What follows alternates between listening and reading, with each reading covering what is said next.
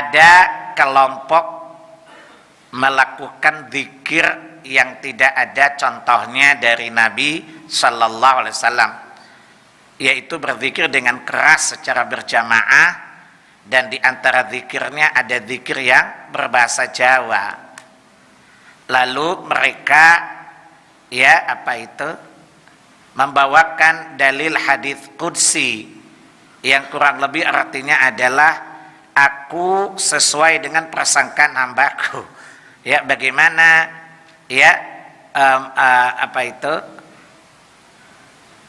meluruskan pemahamannya. Kata Allah, siapa yang lebih bagus ucapannya dari orang yang mengajak kepada Allah. Bapak betul itu pesan.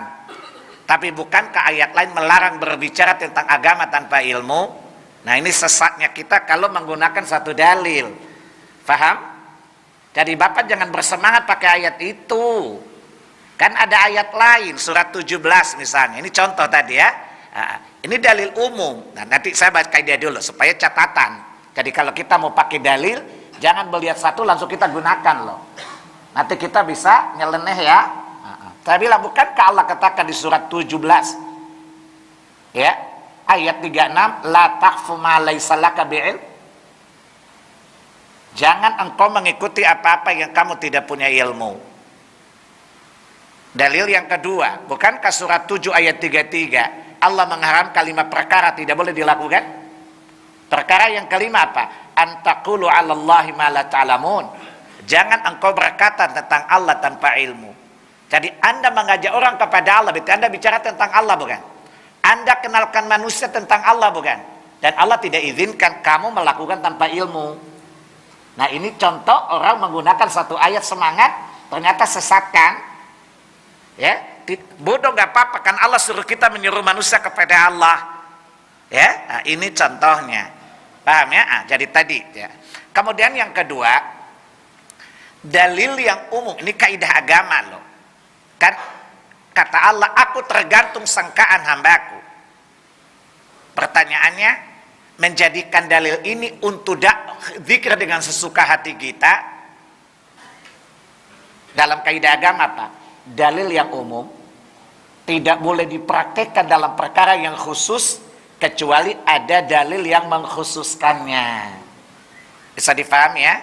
Contoh, misalnya Allah mengatakan, ya ayyuhalladzina amanu dzkurullaha dzikran katsira wasabbihuhu bukratan wa asila. Wahai orang-orang yang beriman, maksud saya surat 33 ya, ayat 42 ya, dan seterusnya.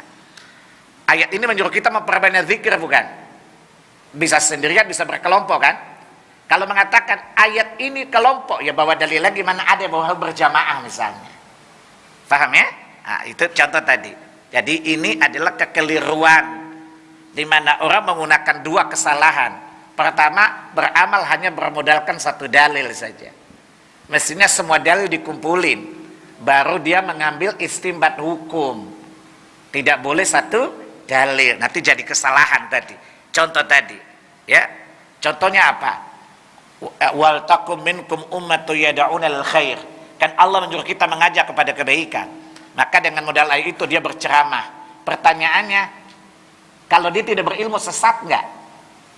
Menyesatkan bukan? Masa Allah bilang mengajak ke manusia pakai cek kosong, nggak mungkin kan? Pasti yang menyuruh mesti punya ilmu dulu kan? Nah, ini contoh seperti hadis tadi. Jelas ya? Jadi katakan kepadanya itu dalil umum. Di situ tidak mengisyaratkan adanya zikir dengan bahasa Jawa dan semisalnya. Ya, bayangkan kalau Allah tergantung sangkaan hambanya. Seorang berzina, berkeyakinan Allah pasti ampuni saya. Rusak nggak keyakinan? Rusak nggak keyakinan? Karena bermodalkan Allah kan tergantung kita nyangka dia, sangka baik-baik, kita zina aja Allah pasti ampunin. Kacau nggak ini? Bisa difahami ya? Nah, jadi dalil yang umum tidak boleh ditaksis kecuali dengan dalil yang khusus. Bisa difahami ya? Bisa difahami ya? Ya, kira-kira begitu cara menerangkannya. Saya ulangi, nanti orang mau korupsi dengan niat apa? Sedekah lagi. Itu harap Pak, Allah tergantung. Kacau nggak? Kacau nggak Pak?